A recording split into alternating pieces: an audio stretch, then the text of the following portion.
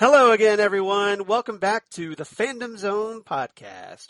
I'm one of your co-hosts, Charles Skaggs, back in the Fandom Zone, ready to talk the final episode of Stargirl Season 1 with my wonderful co-host and someone who's eagerly anticipating Stargirl Season 2, Jesse Jackson. How you doing, Jesse?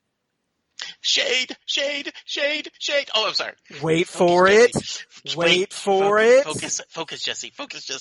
Yes, this was so much fun, and you and I actually sneaked a discussion at the end of our blatant plug here, Doctor Who episode, because I was so excited about it. Next up everywhere. Yes. Yeah, they stuck the landing, as far as I'm concerned. I think they delivered a powerful season 1, gave us some good answers, wrapped up some nice things, and left things the way you should. Yes. You know, one of the things that Josh Whedon used to always do with Buffy and Angel is he would always never assume he's getting another season. So he would wrap things up with the season, but then leave a few little things dangling out there that they could pick up for the next season. And that's what they did, and I loved it. Yeah. So Jesse's obviously very eager to talk about what we're going to talk about because he's just jumping right into his initial thoughts. So here at episode 189, we are going to talk Stars and Stripe, Part 2, the second part, of course, of the two-part Stargirl Season 1 finale. Aired on August 10th, 2020, written by Jeff Johns, co-creator of Courtney Whitmore, and who wrote the previous Stargirl episodes Pilot, Stripe, and Shining Knight, and directed by Greg Beeman, who also directed the Season 1 episode Stripe. Good. So they brought him back for the finale. And obviously, you know, Jesse's very eager to talk about this, so I'm sure you got some more initial thoughts, so go for it. Yeah, you know, you wonder if because they had the same director, did he kind of do this, you know, did he storyboard this all as one long episode maybe? It was good. I just was very happy with it. We got a nice fake out moment that I know made your heart leap and then sink. Yes. But I have to give credit to it that it was well done. So it was very well done. Yeah. And for all my concerns about Mike and my worry about him, he may have had the line of the episode. So I'm guessing you're going to save that for our favorite quotes. Yes, I am. He really had, they paid off and gave him some nice moments. And so this was good. This was very good. Okay. So obviously How about you? Did you like it? Obviously I really liked it. I'm not going to give my rating right away, but, No. But yes, I definitely enjoyed it. I thought that, this was a solid finale for Stargirl Season 1. A lot of things been building up to this. You know, we knew it was basically heading toward the new Justice Society versus the Injustice Society. And we weren't disappointed at all. We get some significant character deaths in this one, some character-changing moments, and some great setups for Season 2, which obviously we're going to have to devote a separate topic for because there's just so much greatness to talk about there. Absolutely. All right. So we have a lot to unpack. So trivia, I just thought I'd mention. I got a couple of things this time. First and foremost, this episode was dedicated to Courtney Elizabeth Johns, of course, sister of Jeff Johns, who Jeff based his character, Courtney Whitmore, the once second Star Spangled Kid and future Stargirl, on. And there's a nice little nod when the TV Courtney is pinning her Christmas family photo on her photo collage wall in her bedroom. The real Courtney's picture is shown at the lower right side of the screen. Oh, nice. That's very nice. Little Easter egg there. And also, for those who caught it during the episode, there's a nice little Easter egg.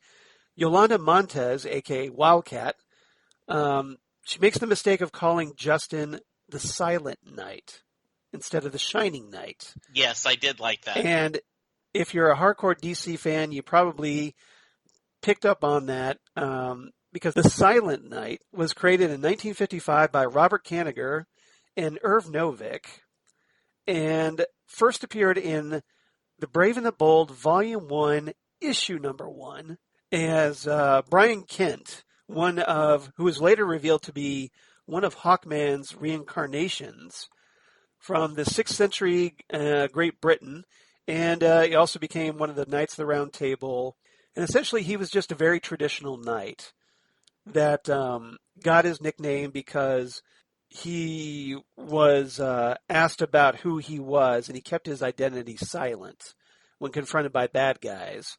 So the nickname kind of stuck, and but essentially, he's just a very traditional medieval knight character that has had, because of his historical significance, has had some encounters with various DC Comics characters like Superman or others through a little timey-wimey time travel. So just thought it was a fun little Easter egg for DC fans.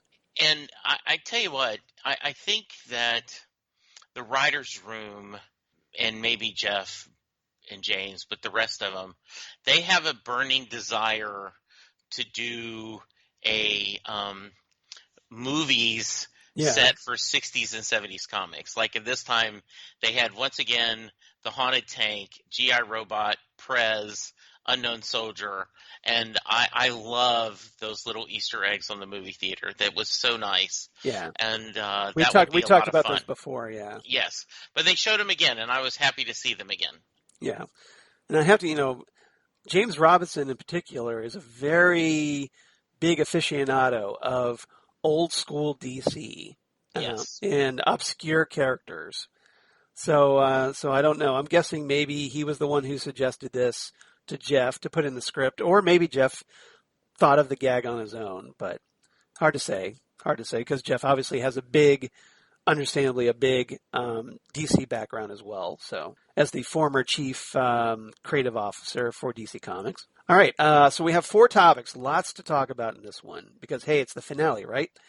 So topic number 1, let's talk about Stargirl and S.T.R.I.P.E and Barbara and Mike. So we start off the episode, Pat is being mind controlled by brainwaves, telepathy being fueled through the device that the Dragon King invented to amplify his abilities throughout the 6 states or more. And Barbara is also mind controlled because apparently this device works on adults. And the clock is kind of ticking here because a certain percentage, I think they said like 25% roughly, of the people that will be fatally affected by this device because they'll be too busy resisting, and apparently it will kind of short circuit their brains. So a lot's going on.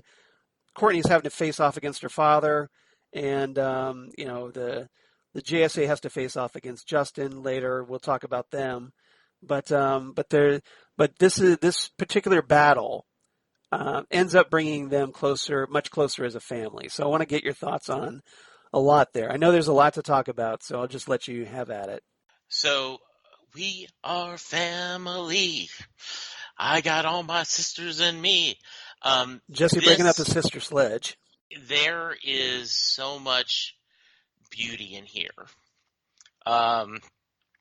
When, first off, they establish and this makes sense if you're going to do an evil scheme of mind-wiping people, you would want to destroy the more strong-willed. Yes. So they set the established like that if you fight them, you try to fight this mind control, it will end up as a side effect burning out your brain. Versus if you're more like, okay, yeah, that's fine, not consciously, but then you would be mind wiped. Yes. So I like that little point, because you later get when you see Pat is fighting it, and the JSA Next Gen is saying, no, that's not good. Pat can't fight it. You get the first acknowledgement Right. of it. We got a payoff of 13 after the episodes of, Dad. She Yes. calls him Dad, and he calls her daughter toward the end of the episode. So we've talked about that. Pat, Mike had seemed to really be bonding with Barbara. Yeah. But there was still this kind of, even though we've got Courtney and Pat having all this in common, there's still that kind of back and forth. And I think we started 2 episodes ago when her real father showed up and disappointed her so much, and he was there for her, Pat being there. Yes. And we get that payoff here.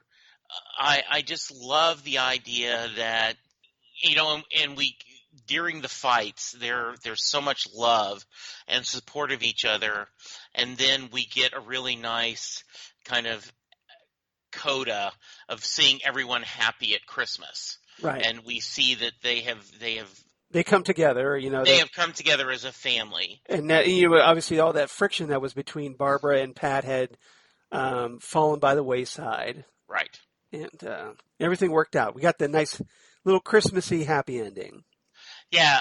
And you notice they kind of bookended this season with Christmas. We started off with the whole chase scene in the beginning with Starman and S.T.R.I.P.E, and with Santa Claus is coming to town playing, and then we bookended it again at the end of the season with Christmas and Jingle Bell Rock by Bobby Helms. Yeah. So that was nice. That was really nice. I had not connected those two till you mentioned it, which is very nice bookends. You hope that next season we're going to see a little bit. I'll save that for another chapter. Okay. Anyway, all right. I love the interactions between them. Mike gets a chance to be a hero and delivers. Your line of the episode, apparently. Yes. Barbara, believes in her daughter now. She believes in Pat. She's accepting of this. Yes. Yes. And I don't know if you read this, but Brec mentioned that the scene on the water tower was actually something they wanted for the pilot episode, and they just couldn't work it out, either budget-wise or time-wise, and so they ended up doing it as one of the final scenes, and her point in the interview was she thought it worked even better as that, and I agree. I think that was a really nice father-daughter moment. Although I was, my wife Lori and I were watching the episode, and Courtney is, she's got a midriff and she's in shorts, and it's snowing out. Now, does the cosmic staff keep her warm, or did that just not make sense? You think she would have had some extra leggings on or something? But it was a little bit more protection. I sitting there especially sitting on a metal water tower. Yes. In the wintertime.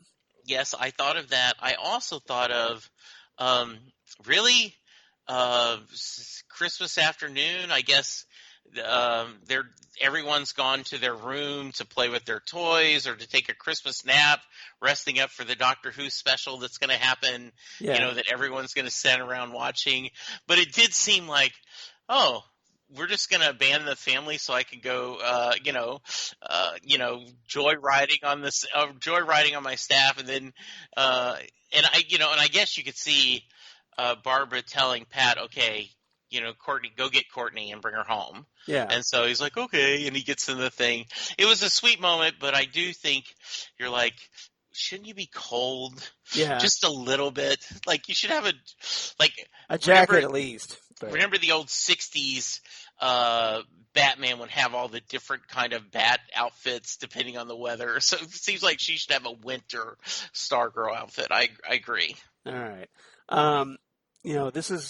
I thought that, there's a lot of great going on here with the family. You brought up a lot of great things, especially with, the scene where, the sequence where Courtney as Stargirl was having to fight Pat in the stripe armor.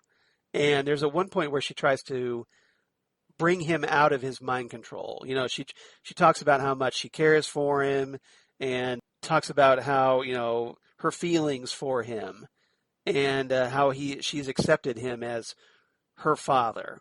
And probably not expecting Pat to hear this, but hopefully hearing enough to bring him out. And then once the mind control is disabled, Pat tells her that he hurt her.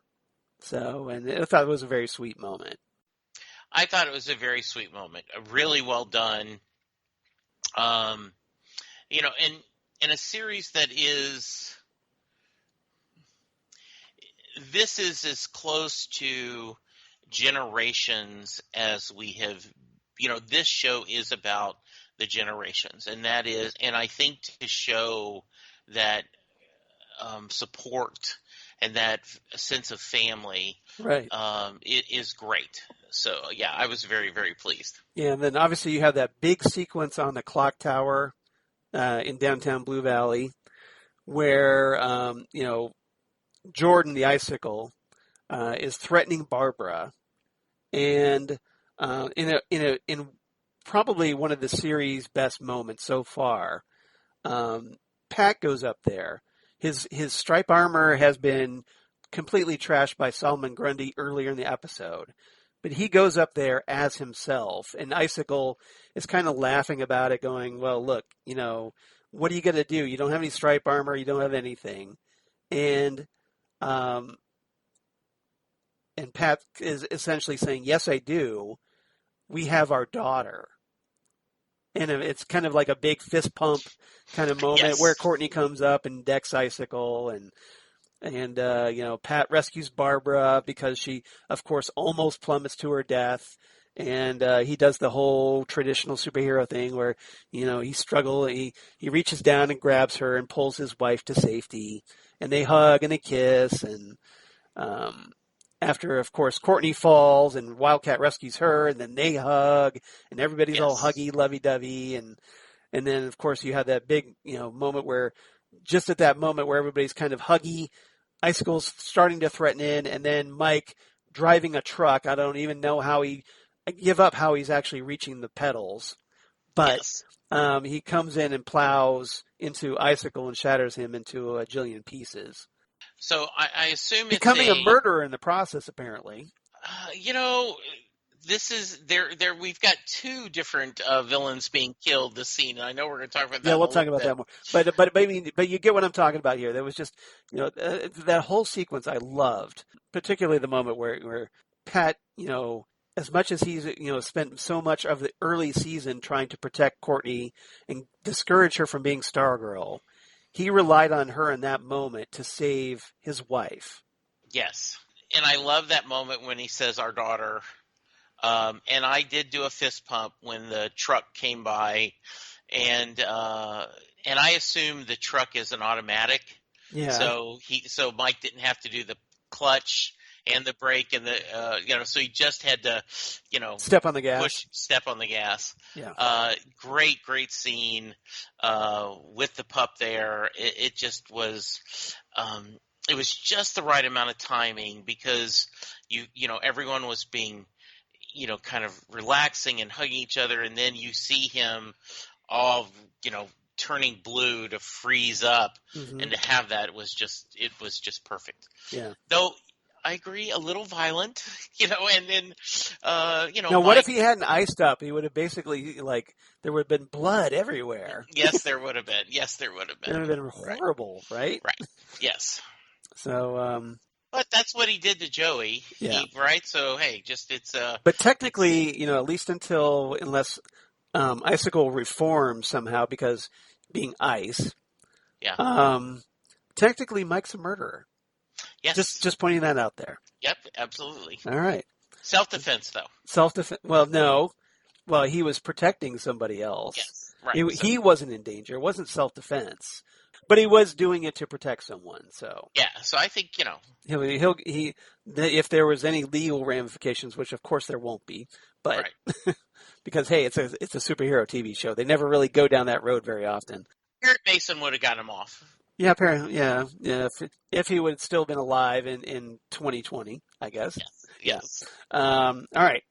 So, anything else about these characters before we move on to our second topic? I am ready to go on. Okay, so on a related note, because obviously a lot of this stuff is intertwined.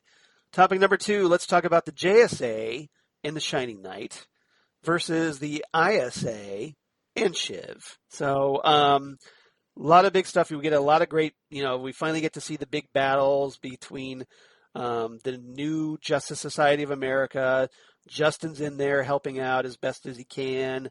And the Injustice Society, we get to see them throw down, especially, great fights between Stargirl, Hourman, Wildcat versus the Dragon King and Sportsmaster and Huntress.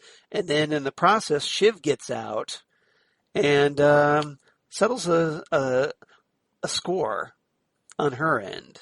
So lots to talk about there. So any thoughts about the big throwdown between our two groups? So I'm going to start with the negative. Okay. And this is, I am nitpicking. I admit that if the referee was, hey, nitpicking, yeah. I would raise my hand on the court. 5-yard penalty, repeat first down. Yes. I do not know what Justin storyline added to this season. Right. I felt like there wasn't enough payoff. It didn't detract from the season, but I don't think I expected more. And I feel like it's a missed opportunity. If they should have saved that for another season and done more with it. Well, they may. Yeah. I agree. I'm just saying, as of now. Yeah, I think this was essentially an introductory setup. Just introducing the concept like, hey, here's this guy that Pat knew from a previous superhero group. And let's kind of just tease the idea of this superhero group. And at the end of this, Justin says, since you brought it up, Justin says, I'm going to go looking for, 1, I'm going to look for Winged Victory, my horse. And then 2, I'm going to go look for the other soldiers, the 7 soldiers. So essentially, I think that's a little bit of a season 2 setup. That maybe we will finally get to see the rest of the 7 soldiers of Victory in season 2. Okay, that's my guess anyway. And I think that's fair enough. Like maybe if they didn't get that second season, John could say, "Well, at least I worked in The Shining Knight a little bit." But since they did get the second season, now they can follow through and bring in the 7 soldiers. Yeah, and that it ended up being. But for now, I think it was. Yeah. It did not add. It was kind of an unneeded storyline. So moving on. Yes. Mr. Great Nitpicky. Great fight scenes. Great interactions between them. You just love to hate Cindy. I mean, Shiv is such a great villain. Scenery chewing villain. Yeah. Yes, and she ends up escaping, and she finally gets out of that cell. What's it been, like 4 episodes, maybe? Yes. And she finally gets out of that cell, and interestingly, the first thing she does is go after her father. Yeah, of course. She's got daddy issues, and she took care of him the easiest way she knew. She shivved him, literally. And so essentially earning her name, Shiv, because she shivved him right in the back. I think it was really good to see the full Solomon Grundy. I think the special effects looked pretty good. Yeah. I thought the battle is really nice. We did get, Justin helping to fight. So, and that was maybe, in my mind, well, maybe they felt they needed another adult with the JSA Next Generation. And if that's the case, that worked well. I don't think it was needed, but I think for what he was in there, since he was there, I think it was good to see him helping and fighting. Still a little worried about Beth. Where's her place in this? No, so we should talk about that. So, so Beth, she goes through a very big change in this because Icicle finally gets a hold of her Dr. Midnight goggles. And we've talked about in previous episodes how Beth is becoming addicted to Chuck. The fact that she feels Chuck is her best friend. And even Chuck makes a little comment about her being best pal in this right before he's destroyed. So now, with the Icicle destroying the Dr. Midnight goggles, Beth is beside herself. I mean, all she can do is just kind of sit there and cry. At this point, she doesn't have any skills, so she's useless in a fight, especially without her Dr. Midnight goggles. So essentially, she's just kind of there. And I was a little disappointed with the way they kind of handled her. That she wasn't more. She contributes, but she obviously they kind of take her off the board halfway through that episode. I'm right there with you, Charles. I agree that I wanted them to do more, maybe because I like the character so much, and she's such a lovable, dork, and I mean that with great affection, that it was nice to see. She's the Felicity Smoke of Stargirl. Yes. And there is that, great scene at the end where Courtney and Rick are trying to make her feel better. Like, we'll restore the goggles. Well, it isn't goggles, it's Chuck. Well, then we'll restore Chuck. I do think that is... I have no idea how they're going to do that, but unless there's a backup copy of Chuck in the JSA computers or something. Which there seems there should be. Yeah. I'm still worried about her. I think the attachment to this artificial intelligence is a little too much. Yeah. And we'll see what they do. I don't know how dark they're going to go for the next season, but I like that. I think that hopefully in the off season, Beth will start working out and learn how to fight. Yeah, and you should see, like, I'm a training montage. Yes, exactly, on my wish list. Montage, gotta have a montage. When we're seeing, like, the first parts of, if they're showing us, what happened during the off season, seeing them work out together would be something I'd want to see. Yeah. I think Rick had a very nice arc. And I want to talk about that in our third topic. Okay. Yeah. I was getting my topics confused. So, yeah. Remember, I told you I want to single out Our Man and Wildcat. So absolutely. Yeah. So, yeah, it was great. Is this when we should mention the where they faded? They gave you false hope and then took it away. No, we should save that for Wildcat. Talking about Wildcat. All right. But the ISA kind of gets dismantled here. Presumably, Sportsmaster and Huntress get arrested. The gambler takes off, loses all his money. Yeah, that's kind of Beth's major contribution here. Is that, well, okay, we got to stop the gambler because he's hacking everything. So how do we do that? And Beth comes up with a very clever idea. Well, let's just go after his money. And the gambler's just like, wait, what? Yeah, that was a great scene. And all of a sudden you see Beth, talking about how, like, well, hey, I've helped out with charities and, they could certainly use the money. And so you kind of see his bank accounts being dwindled rapidly, going down, and thanks to Chuck's help. So the gambler at one point, just like, okay, this is going sideways. So he deletes everything and gets the heck out of Dodge. Uh-huh. So presumably we might see him again at some point. Yeah. Maybe season 2. Who knows? I'm not sure if this is in one of where we put this, but just as a kind of we did get Chekhov's tuba paying off. Yeah. Yeah. Well, that's another thing. Yeah, we might as well talk about that here Okay. because it does set up well, it's kind of sort of season 2, I think, Okay. but either way, yeah, let's just talk about it here. So, yeah, we saw at the beginning where the adults are getting brainwashed, mind controlled, and Isaac Bowen, the son of the fiddler, and presumably going to be the new fiddler, is like apparently he beat up a bully because he got called a tuba turd, and the principal, or the one of the teachers or whatever catches him and is like, okay, I'm going to take you to the principal. But of course, that moment when everything starts going to hell in a handbasket, and in the football field that they're on, does a whole big James Bond thing and splits open, and you have the big antenna coming out going, and like I said, something right like out of a James Bond or even Austin Powers, and where you have this secret antenna that's been under the football field the whole time, nobody noticing.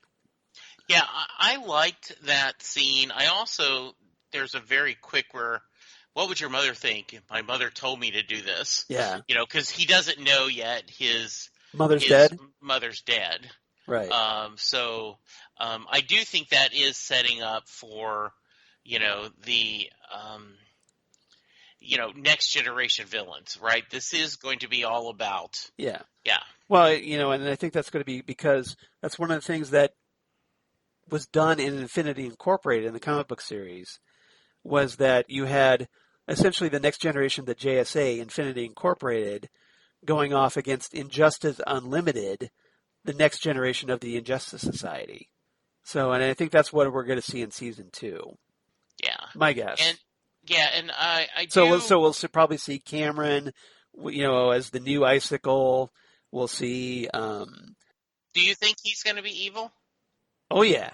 You think so? Well, they introduced the idea that he has powers. So, but the question is, will he be fully evil? Yeah, I don't. You know how you believed in Brainwave Jr.? Yeah. I believe in him. I believe he's going to end up not being. Okay. Well, we'll see if you're right on that one. He might redeem himself. Who knows? But there's certainly that possibility. So this is Icicle's son, right? Icicle's son, Cameron. Yes. Yeah. So what's Though Cameron done to redeem himself? What's he done bad yet so far? he hasn't done anything bad yet. Okay. But, just but the way you said he redeemed himself. Which I was thinking. No. What my point is that he has powers, and Yes. will probably he'll get to use them in season 2, is my guess. So, Okay. All right. Along with the other next generation of the Injustice Society. Okay. All right. Let's see here. So let's move on. Let's talk about topic number 3. Now, I wanted to single out Our Man and Wildcat because those two characters go through some significant changes as Rick finally gets his chance to throw down with Solomon Grundy, and Wildcat has her encounter with Brainwave, who's ultimately first, there's that illusion that it's Henry, who turns out to be the original Brainwave. And Wildcat makes this very, prophetic comment early on when trying to calm Rick down, going, look, we shouldn't kill. And Rick, who had approached this with the intent on killing, and this is one of the reasons I want to talk about this, he chooses not to kill, while Yolanda, who was trying to preach to Rick about not killing, ends up killing herself. So there are two big character shifts here, and big turning points, I think, for both characters. So what did you make of? Let's talk about Rick and Solomon Grundy first. So as we were talking about a few minutes ago, Rick had a great character arc this season. Went from the brash, no consequences, hothead, to ending up being making the mature decision, making the compassionate decision, understanding that Solomon Grundy was was a tool, a weapon, not necessarily, evil in itself. I felt like James Robinson, his writing and thought Influence. is all influence is all over this storyline, which is always a good thing for you and I. Yeah. So I thought that was really well done for him to show. I mean, Rick worked out his anger. Yeah. And determined that that isn't what he wants to be, and he, and he kind of blows it off, right?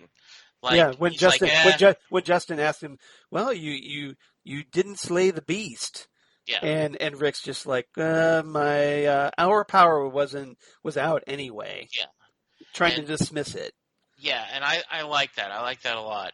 Yeah, I was really happy with this because, Yes, I talked about early in the season that I'm a big Rick Tyler Hourman fan, and I was a little disappointed that he was being portrayed as this big hothead who wasn't thinking. All he was talking about is like, I'm gonna kill Solomon Grundy because Solomon Grundy killed my parents. yes, And so he finally gets his chance, and they throw down, and Rick kind of unloads on him, just beats the snot out of Solomon Grundy, which is impressive on its own.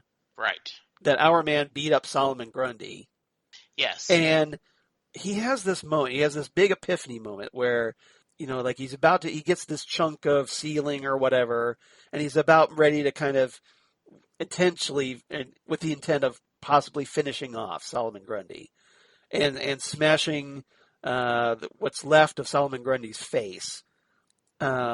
With this chunk of boulder and or chunk of ceiling, and he stops, and he kind of looks at Grundy for a moment and realizes that he's mindless. He's just what he keeps calling an animal over and over, and realizes he can't kill. And so I was extremely happy about that. I was like, yes, that's the Rick Taylor that I love. And that chose not to kill, and I was so happy with that moment.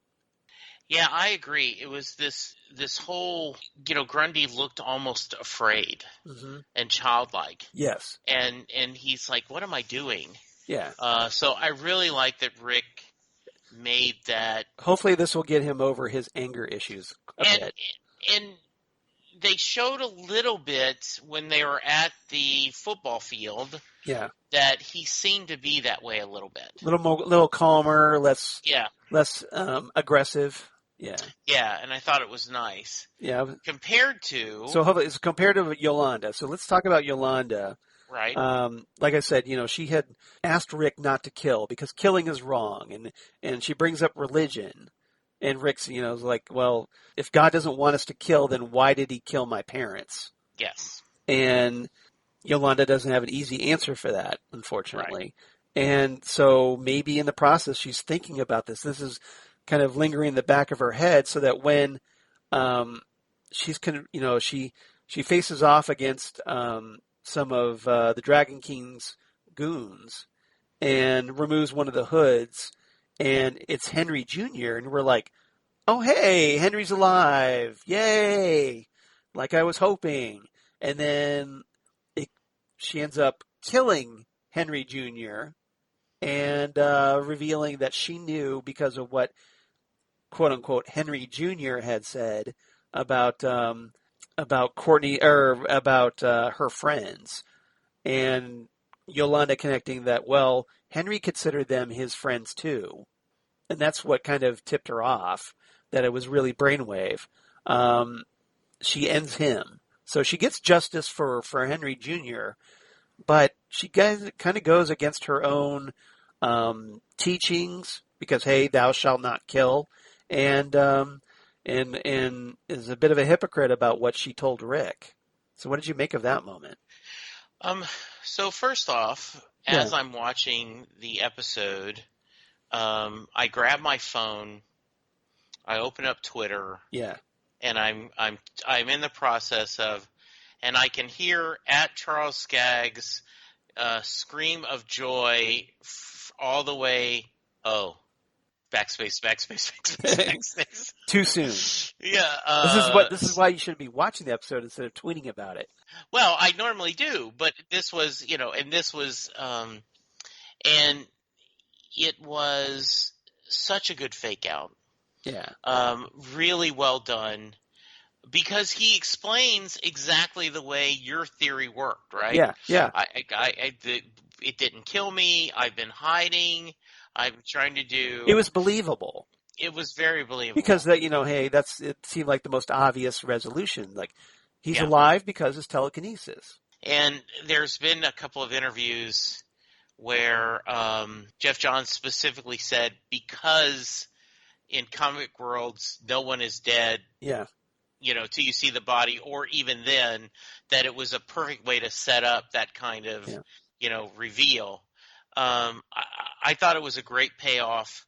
I understand her anger. I understand her reacting to this.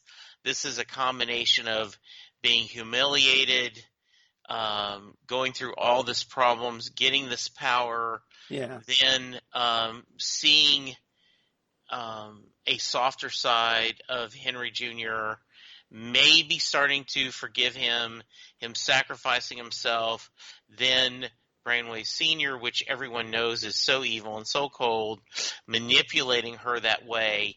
She just lost it. Yeah. I mean, I understand the decision. Yes. But, obviously it's a big moment for her because now she's killed. And I think that's going to affect her. And I think they're doing a good job of showing that this is bothering her. Yeah. Versus, I think they're blowing off the fact that Mike is a murderer. Mike just, he did hit and run. Yeah. And they're just going to let that go. We're just going to. Oh yeah, they will. I'm sure they will never address it again. My guess. Yeah. Yeah. It made for a really great scene. Even though they should. Yeah, I agree. But with Yolanda, I think they'll follow up on this. Yes, I think so. I think that would be part of her season 2 character arc. Yeah, because the idea, and if I'm justifying it after the fact, as we talked about a few minutes ago, Mike was doing this to protect his family. Knew that he would have been next, so you can certainly make the argument that he's doing this in a defensive manner. Yeah. A little tougher to say that with Yolanda, though. Obviously, Brainwave would have killed them. Yeah, and was a threat. I mean, because of his power. But yeah. And so I think that's beautifully done, and we'll see what that happens. Yeah.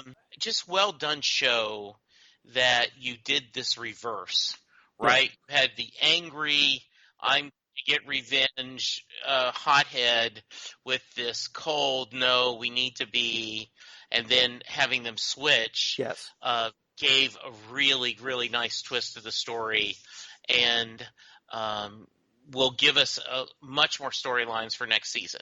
Yeah. So really well done. That's why I wanted to devote this topic to them, because I thought it was notable that Yes, I agree. They both come at it from different angles, and then they kind of switch positions in this. And I'm still kind of holding out hope. I think it would be very funny at this point if Henry Jr. actually does turn up alive later on.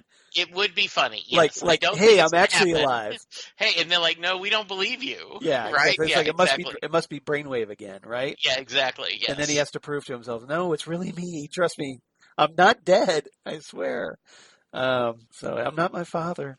Mm-hmm. So I thought that would be. That's what I think it'd be really hilarious to do that. All right. So topic number 4. We kind of talked a little bit about season 2 already, talking about how we'll probably see a version of Injustice Unlimited, at least the next generation of the Injustice Society, as Shiv and probably Icicle Jr. and others come to the forefront.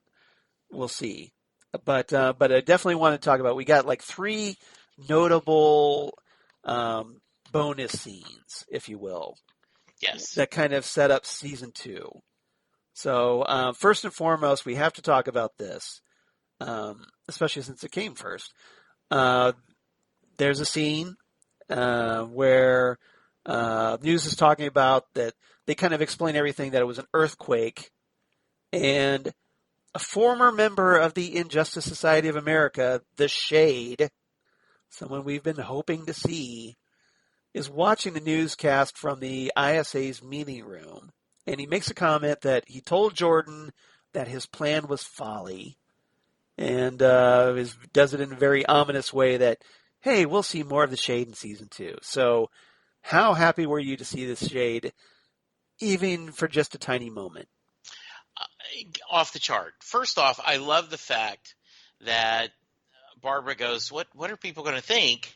And Pat, in a very, and I'm biased, Yes. but you will understand this, in a very Doctor Who, like, yeah, humanity ends up figuring out a way to forget this or justify it. Yeah. So earthquakes were happening. And so as we're hearing this and I'm smiling, you see the scene and you see the iconic top hat and cane. Yes. And then you hear him, and then the famous dark shadow tentacles, and I went, and really, really nice. Then immediately was, please let him be the Starman, the Shade. I know that's going to be tougher to do, because if he's going to be the villain, you can't be this complicated guy that we saw in the Star. Well, we don't know that we don't know that he's a villain. He's just kind of sitting there talking about how he thought that Icicle's plan was stupid. Yes. And so, he could very well be that, and I'm certainly hope now, especially with James Robinson writing for the show. Yes. And now that we're introducing the Shade, for those who don't know, the reason that Jesse and I are so excited is that the Shade was a very prominent supporting character in James Robinson's Starman run, and was a very, that kind of personality that was in the gray area. Like he was a villain, but occasionally does some noble things to kind of like make you think he's not fully evil. And he's a classic DC Comics Golden Age villain. He faced off against the Flash a lot. Robinson brought him in for Starman as a supporting character, and really fleshed out that character and made him so three-dimensional. And I know because, hey, it's Stargirl show, not the Shade show, we probably won't get to see all of that, but we probably will get to see, hopefully, a little bit. And I'm really looking forward to it. Yeah, and I cannot urge everyone enough to go back and read those series. Definitely. He did a mini series which was amazing, focusing on the Shade, and a 12-issue maxi series. Yeah, the idea is that he loves Opal City, and so therefore his love of the city is more important than his his other thoughts. Yes. And also, this was almost a game with him. Like, he loved foiling with, Jay Garrett and the original Flash. And so this was almost a game with him, the same way that two sports teams have a great loving rival against each other. So very complex character, really well done. I don't know who they're casting, but so far this show has done a great job of casting, so I'm sure it's any good. Do you have any on your wish list? Oh, okay. I haven't even thought about it, but I'm hopefully they cast somebody really well known, or at least somebody of like maybe who might be good? James Marsters. Oh yeah. Who played Spike on Buffy the Vampire Slayer. He would be very good at that. Yeah, I think he would be I think he now that Runaways is over, I think he would be available. So I think that he might be a good Shade. So we'll see. Yeah, I think that's a really good one. The other thing is, and I'm going to the next topic if that's okay with you. Yeah, let's go to the next topic. I was always a fan of Eclipso. Okay. And that villain. I always loved the idea, and that villain has played some major parts. Like it's been a DC crossover several years ago where this was everywhere. And Eclipso, The Darkness Within. I think the yes, event series. yes, Yeah. and it was the idea, right, that the stone takes over you and changes, brings out your evil persona, and I think Cindy is evil enough. Yes. She doesn't need the stone, but is she going to give it to someone else? Is she going to take it?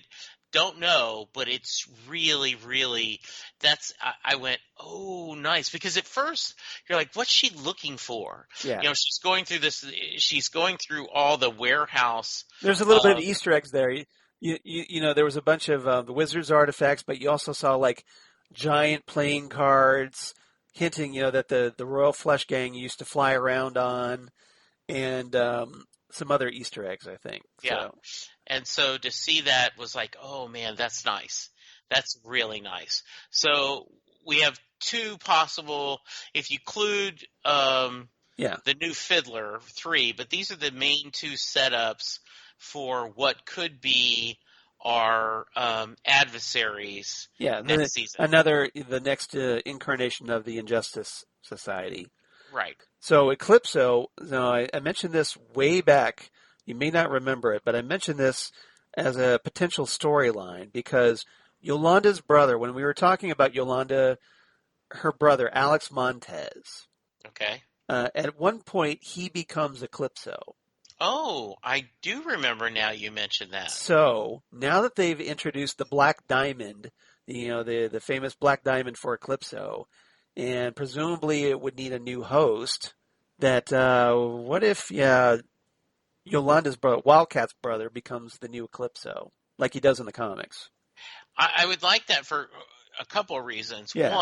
One of I meant to mention during our Yolanda segment is I know there wasn't time, but I would like to seen that she had gotten better with her family.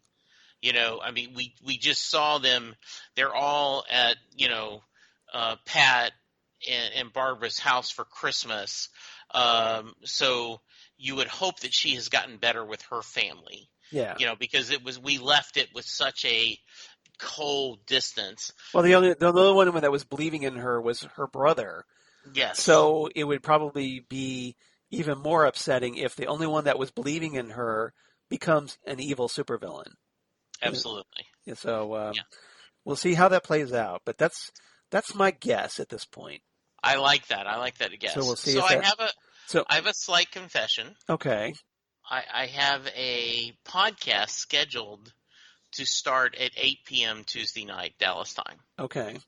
So I'm like, okay, I've got to watch Stargirl. So I'm watching it, like watching the clock and watching this. I'm like, okay, I could do live. And so we see the scene with them flying off the water tower. Yeah. And like, okay, great. That's it. Turn off the TV. I run to the computer room and I log on to record my podcast with my buddies.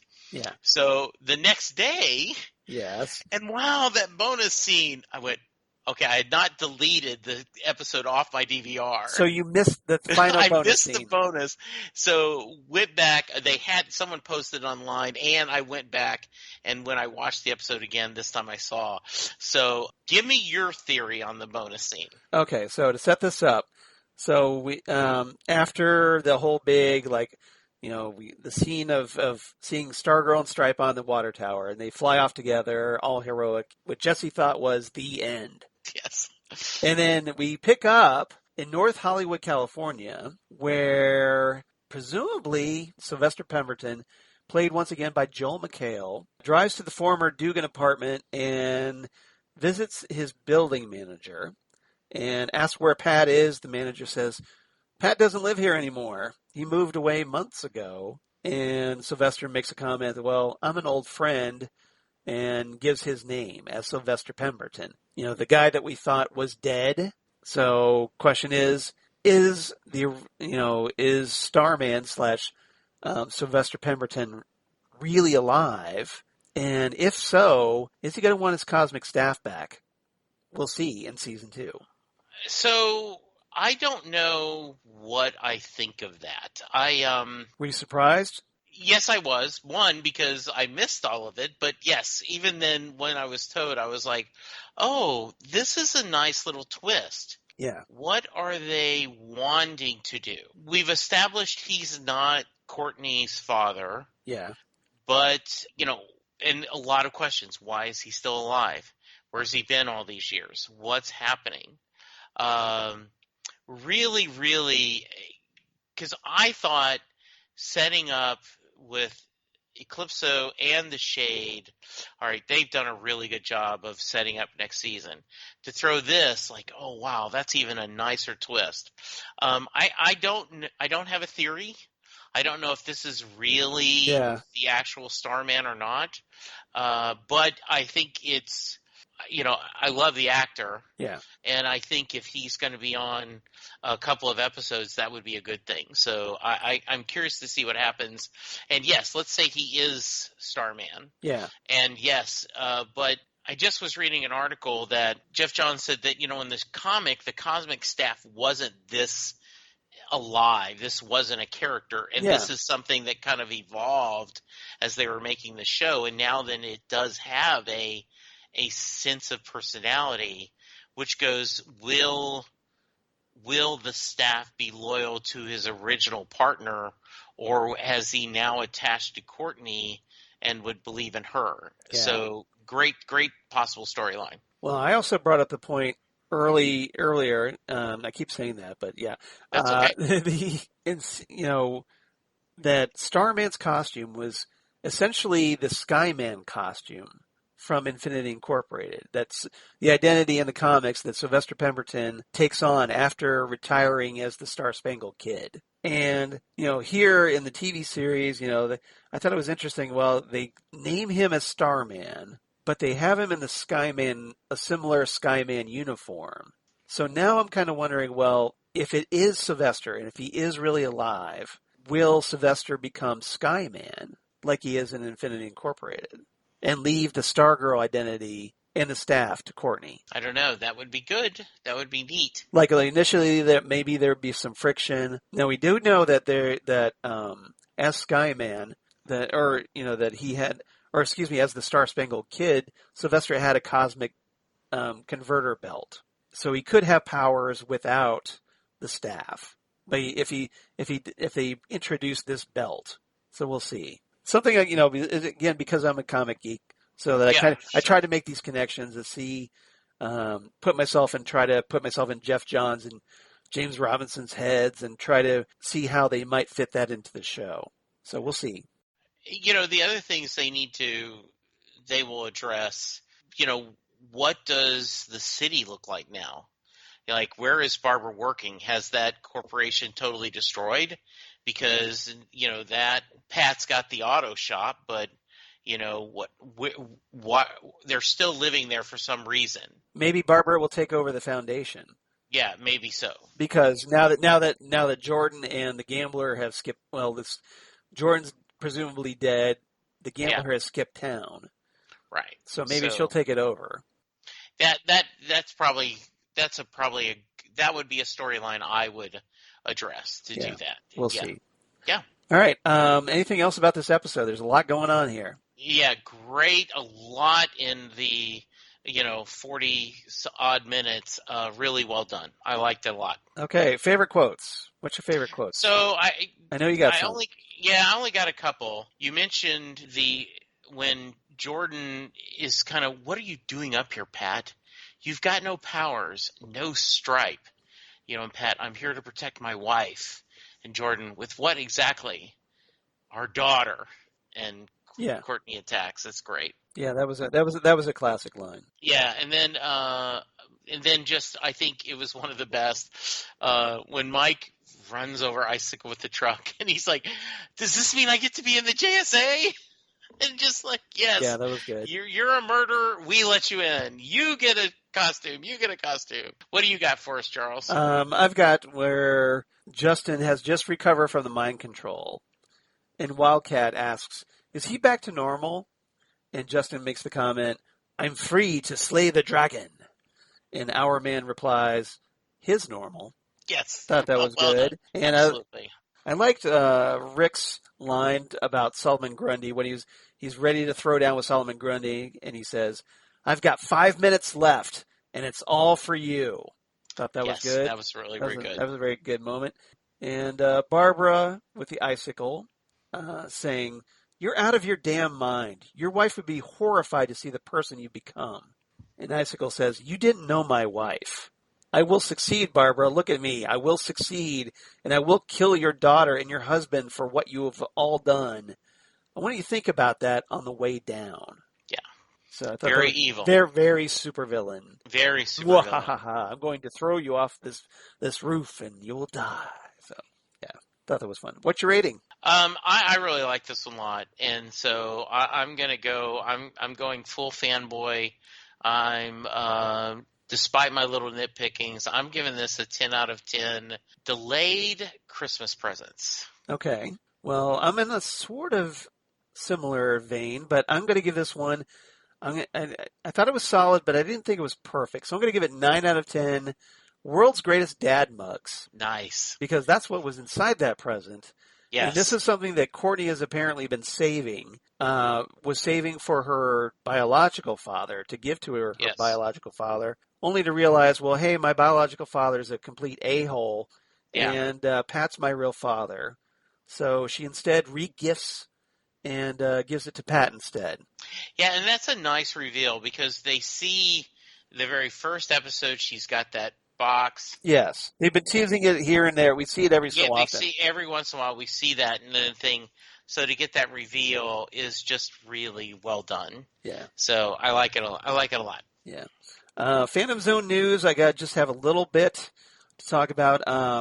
Recently, for those who don't know, there's been a lot of things going on with DC Comics lately. They laid off a bunch of people, and because of Time Warner, the AT&T, the Warner Media cutbacks, and one of the things that's been also been in a lot of people's concern is what's going to happen to the DC Universe streaming service. As Jesse's picking his ear with his glasses and distracting me. And DC Comics' Jim Lee, who is still the publisher at DC Comics, confirmed that DC Universe's original shows are going to be moving to HBO Max. So we knew that, Doom Patrol, which is already on HBO Max, and Harley Quinn is already on. So presumably that also means the third season of Titans and the fourth season of Young Justice. We're not sure about Stargirl because Stargirl is going to be on the CW, and that's supposedly going to be exclusive. So I kind of doubt that. I think for season 2. So I don't think it'll be on HBO. That won't be on HBO Max, but it will be continuing on the CW. And presumably we're going to learn more because this coming weekend is going to be DC's big Fandom event, which is horrible timing because you have all these layoffs like 2 weeks before their big media event. And hopefully we'll learn more about Stargirl Season 2 and a lot of the other shows. Hopefully we'll get some news about, there's supposed to be a Titans panel, so hopefully we'll learn about Titans Season 3 and all the kinds of DC Comics movies and whatnot. There's going to be a lot of guests. It's a pretty big deal. And so we'll see what happens. There should be a lot of news coming out of that. So everybody stay tuned. And hopefully we'll get a chance to talk about it at some point. All right. Nice. All right. Phantom Zone fan mail. We did get some feedback from Ken from Chicago. Different Ken. Ken from Chicago, who just squeaked in under the wire this morning with an email. Big, long email that we don't have time to get through.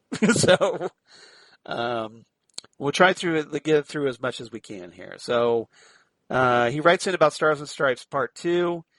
He says, "Hi, Charles and Jesse. Hope you're doing well. Well, this is it. This is my review of Stargirl Season 1. I just read a couple. He breaks it down to good, bad, and wah, so I'll just do a couple things from each segment. Good. Nice opening showing the effect of the broadcast and toe-tapping song. Music selection is another thing. The show does that well that I'm sure Jesse appreciates, even if they can't afford music from the boss."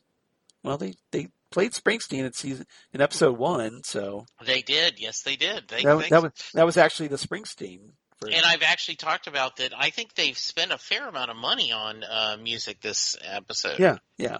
Bonus: Jordan's talk with a little girl about her daddy being made turned good, and her countering that he's already good, and Jordan realizing that you don't argue with young children. You'll see. So fights you don't are best when you don't engage, even if you are the leader of a supervillain team. Nice to see Beth figure out how to save Pat and the silent shining knight. Nice to see even characters in the show don't always get the names right. And not Chuck. It shows Beth can do more than mouth what the computer says, unlike Sigourney Weaver's character in Galaxy Quest. Kitty, gambler has a cat, so he can't be all bad. Yeah, I'm sure Lori liked that, my wife.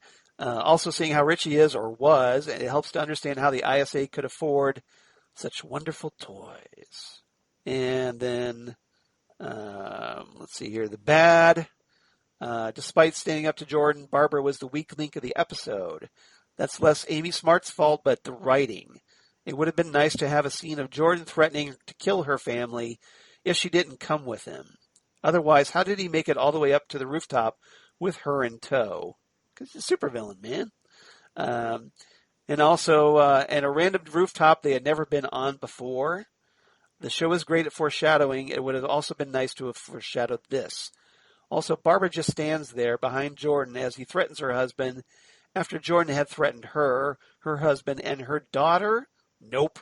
So the Icicle Stargirl cosmic staff explosion knocked Barbara up and over the waist-high railing, but not Pat, who had been standing between her and Icicle. And Mike still seems like an afterthought of what could have been a great family hug moment. At the end is just Pat and Courtney hugging with Barbara looking on. Pat and Mike have never seemed half as close, he argues. And then why shouldn't there have been some accidents with people frozen, especially vehicular ones, or did the brainwashing include telling to break their landing and water vehicles and maintain flight of air vehicles, much like Brainwave had puppet control over Pat? Wildcat catching Stargirl in mid-fall, so the suit is absorbing the impact, much like Black Panther's vibranium suit or Captain America's vibranium shield absorbed kinetic impact, ? Otherwise, Stargirl would be dead from the sudden stop, like Lois Lane would be caught from a fall without absorbing the momentum. And so did the 11-year-old Mike deliberately run over a guy. How did he reach the pedals and see out the windshield of a truck? That's one of the things I brought up. Or where did Stargirl know? Or did he know where Stargirl and everyone else was? Or did he have a comm piece like the rest of the JSA? Good question. I hadn't thought of that. Yeah. So he says, my rating for Stargirl season finale Stargirl 9 out of 10. Totally non-curious Blue Valians. And bonus, my rating for season 1 of Stargirl 9.9 out of 10. Refreshingly, relatively realistic teen heroes and adult parent villains and unanswered questions for season 2. It rivals season 1 of The Flash and Black Lightning for near perfect seasons and awesome first seasons. Yeah, I agree with that. I think it's up there with The Flash season 1 and Black Lightning season 1. Yeah, I think it was a really good season, and I'm excited where they're going to go. I'm thrilled they've gotten a second season already. Now who knows when they're going to start filming. Like we're hearing news about people trying to go back and film now with all in the middle of the pandemic. Is going to be strange. Yep. But I'm excited. I'm excited to see what they do. Yep. He says, well, I look forward to next season whenever it arrives and sad that it's over. I hope you will do a special season review of Stargirl. All too often, season finale reviews will squeeze in a season-long review, shortchanging one or both. Plus, it would be great to have another episode of the Phantom Zone podcast. Until then, take care, you terrific twosome. What? Dynamic duo was taken. Ken from Chicago. So thank you, Ken. I thank appreciate you, Ken. that. Yeah, yes. We definitely appreciate that. So, if you want to write to us, we'd love to hear from you. If you got any thoughts about how Stargirl Season 1 came down, drop us a line, phantomzonecast@gmail.com. That's phantomzonecast@gmail.com. Or you can reach us on Twitter, @phantomzonecast on Twitter, at Facebook, The Phantom Zone Podcast, or Instagram, @Phantom Zone Podcast. And Jesse, where can they reach you? Well, I'm going to echo We need feedback. Charles and I are in the process of debating what we want to do next. Next week we're taking for sure a week off. We are doing some Set Lusting Bruce episode business during our recording slot, but I would like to hear from people. What would they like us to discuss next? And you can do that, as Charles mentioned, that you can also reach me directly on Twitter at Jesse Jackson DFW. You can hear Charles and I every week.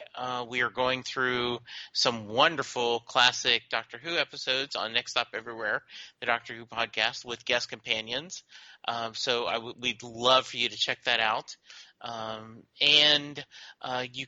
We are just 2 weeks away from September, which is the 5th anniversary of Set Lusting Bruce. And Charles is going to be joining me. We're going to have a lot of other fun things for that anniversary month. It is the wood or silverware anniversary. Okay. So I'm trying to figure out how do I do a wooden fork to celebrate the 5th anniversary of Set Lusting Bruce. Charles, Yes. Where can they hear you?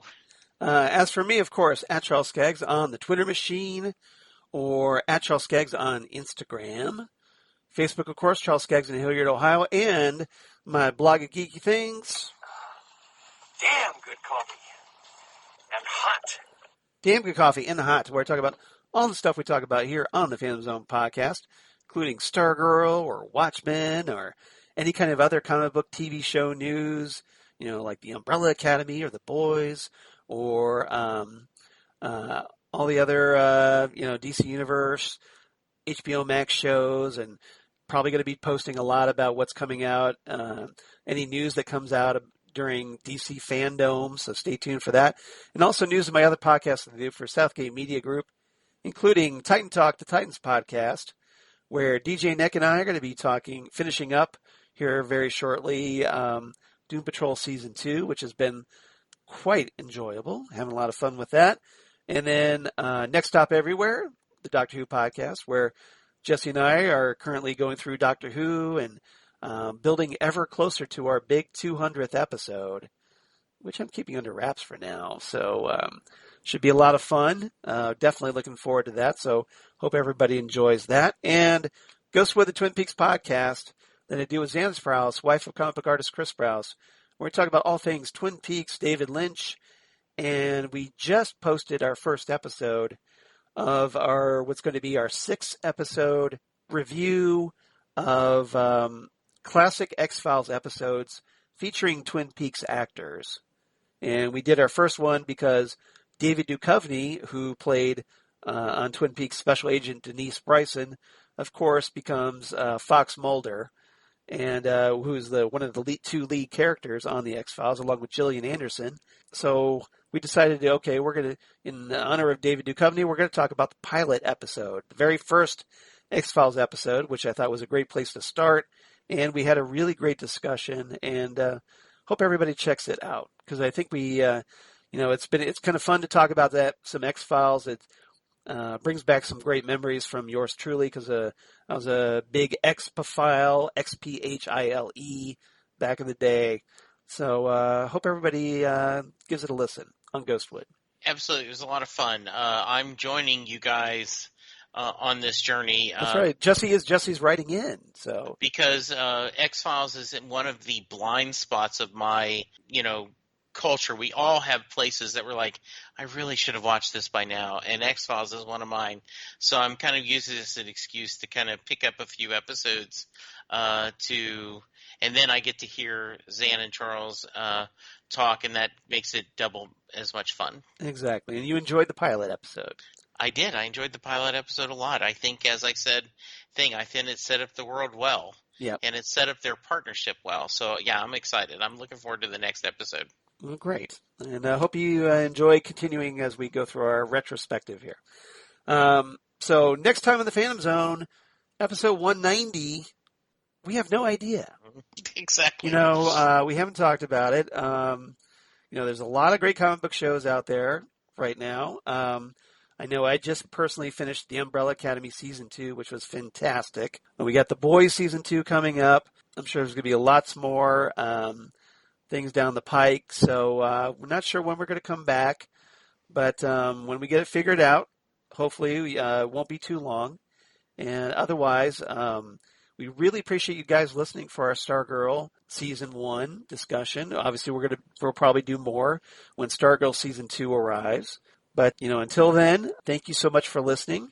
Jesse, I had a ball talking these episodes with you, especially hearing your big enthusiasm for this show. Absolutely. This has been great. And it's been a really good discussion. And otherwise, thanks again for everybody for listening. And hopefully it won't be too long before you see us next time on the Phantom Zone podcast. Goodbye, everybody. Goodbye.